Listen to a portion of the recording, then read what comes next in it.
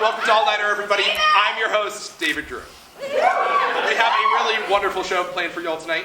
First off, we have policy expert, author, and professor Anne-Marie Slaughter here with us tonight. We'll talk to Professor Slaughter about her time at the university, what she's doing now that she's leaving the university, and whether, in fact, if All Nighter is the one thing that she was missing in order to have it all. This is it.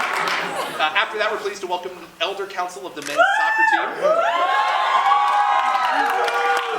Max Gallen, David DeBow, and Will Booz. We're going to have some fun with these guys, talk to them about, life as a senior, life as an athlete on campus, tap their collective wisdom, and then after that, they will lift Adam up to the top of Pride Rock and then christen him at the Tree of Life.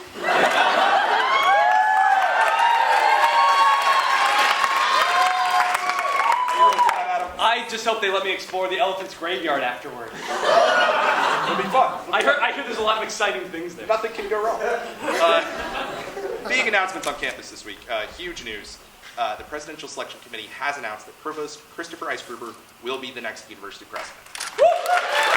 Now, Provost Eisgruber knows the university very, very well. He came here as an undergrad. Then he taught in the Woodrow Wilson School. And most recently, in 2008, he really helped guide the university through the financial recession.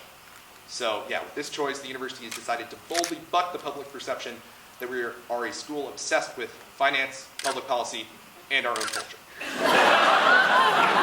Now, speaking of policy, over 160 sophomores signed into the Woodrow Wilson School this week, making it the largest major on campus. Yeah, it's going to be huge. Now, the faculty at the school is really worried about how they can accommodate all of these new juniors, especially with the amount of, they have to put the juniors into task forces, policy task forces.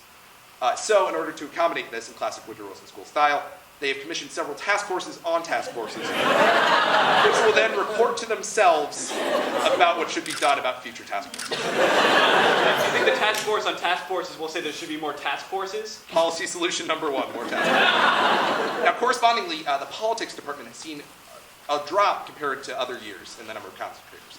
The university really doesn't like this. So to balance things out, they're actually going to offer next year the option to try to join both majors simultaneously. So,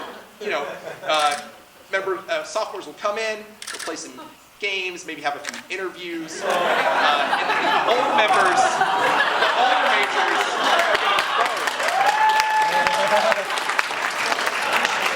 and then if you don't get into either major, you're a social major.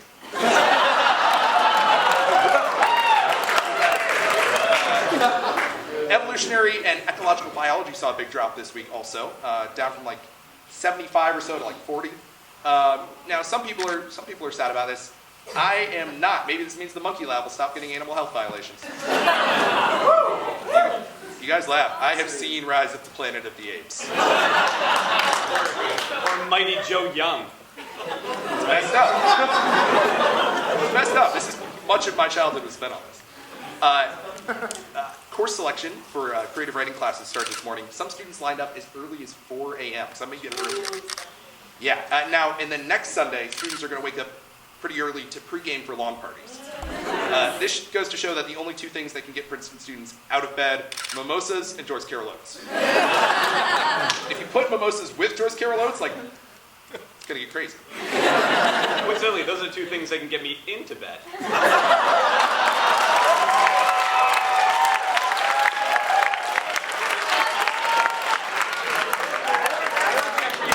Chiang-Rai Lee, they're all great. It's a great time. It's a really great time. Oh, big controversy on campus past few weeks. Susan Patton, class of 77, issued this letter to the prince talking about, encouraging female students to try and find a husband while they're... I can't talk about this anymore. Susan Patton. Adam, no. More like Susan... No, Adam, so much time has been spent. No, Susan We're Patton. not going to joke about More it. like Susan Patton. More like Susan Patton Oswald. There, I said it. Susan Patton Oswald? Yeah. What does that even mean? I don't know. Could you imagine, though?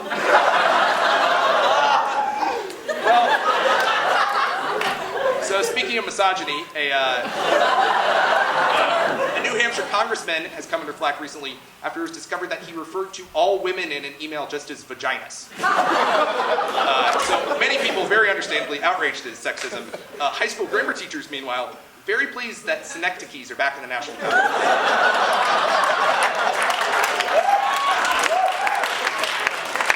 We are in a room full of people who know what synecdoches are. Welcome to Princeton.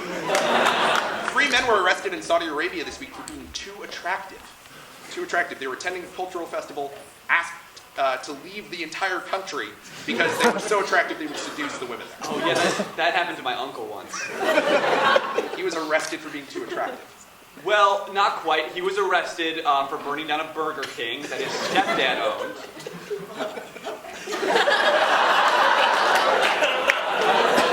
But it's like a similar genre. Right. Secretary of State John Kerry has suggested that he could end sanctions against North Korea if they're willing to fully give up their nuclear program. But as the old children's book goes, if you give a dictator a cookie, you have to invade in 10 years and then spend the next decade nation building. So, not going to work out. There are steps in between. He's going to ask for a glass of milk.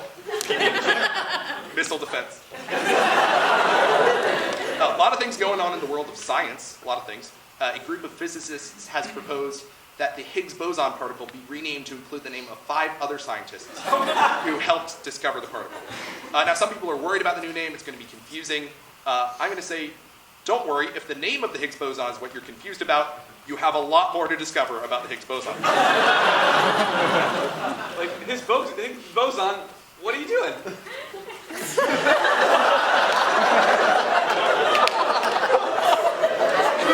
Exactly that. Why are you so small?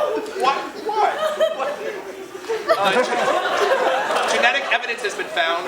There was a 6-inch humanoid fossil discovered in the Chilean desert. Now, they've run genetic testing on it. Some people thought it was an alien. It is actually a prehistoric human.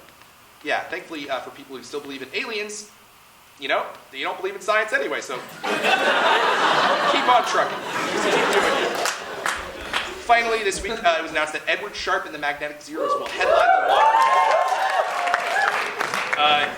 Quick disclaimer, please keep away all metallic accessories, wallet chains, phones. If it flies on the stage and clings to them, they do get to keep that. That's pretty much how they make their money.